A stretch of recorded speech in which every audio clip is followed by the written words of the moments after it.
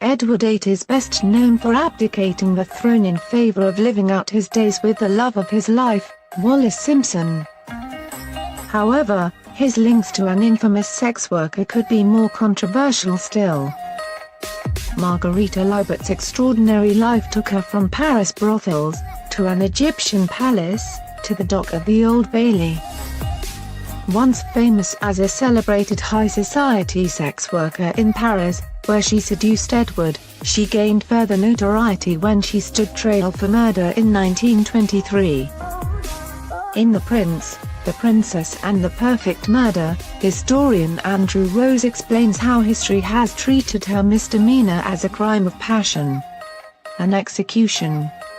However, he writes, this was murder for gain. A perfect murder.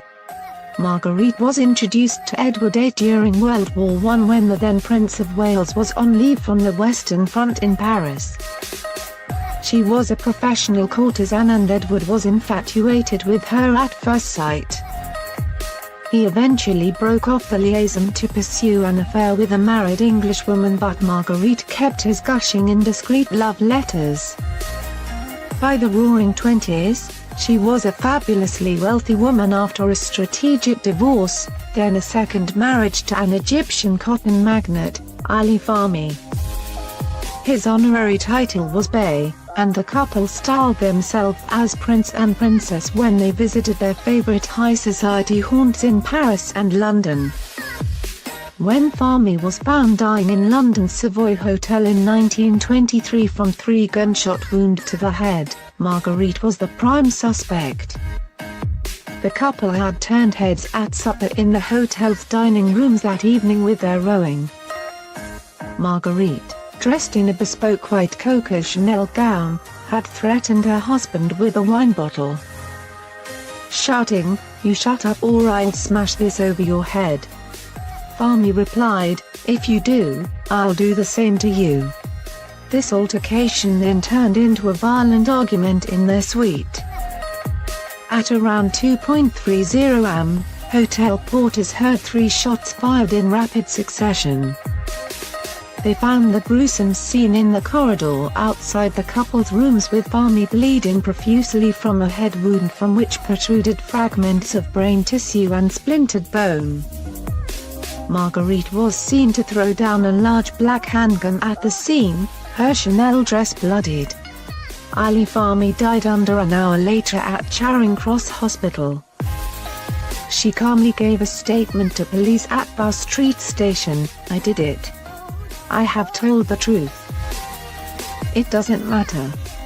The glamorous French killer made headlines, and she was always careful to display her collection of fabulous jewelry for photographs. She was tried in the Old Bailey in front of a packed public gallery. However, Rose calls it a show trial, explaining, "The authorities wanted Marguerite to be acquitted. A murder conviction would have been catastrophic for the Crown." Marguerite had already threatened the Prince of Wales with blackmail over his love letters in 1918. And Special Branch kept a file on her in case she decided to make more trouble for the monarchy. The palace was afraid that loose cannon Marguerite would disclose her liaisons with the Prince of Wales in court. At her murder trial, her defense hinged on a racist narrative of her Egyptian husband's Eastern temperament and Eastern idea of how women should be treated. Her lawyer urged the jury, "You will open the gate and let this Western woman go back into the light of God's great Western sun." She was acquitted of all charges at the Old Bailey and inherited her husband's vast fortune. She nonchalantly commented when asked if she would be inheriting her husband's estate, "Of course. He's dead, isn't he?"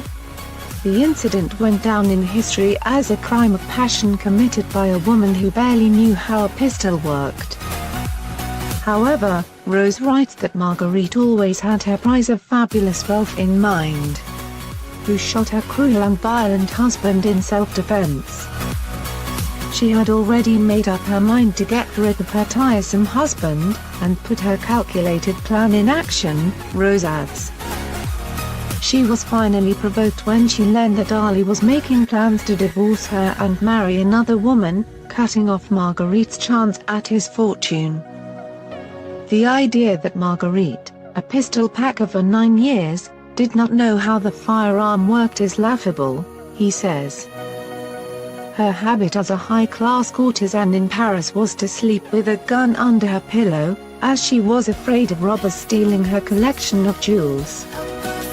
Marguerite returned to France as a free woman, still in possession of the Prince of Wales' letters until the day she died. She lived until she was 80 years old, in a chic apartment overlooking the Ritz in Paris. When she died in 1971, she was still receiving handsome annuities from 5 or 6 former lovers.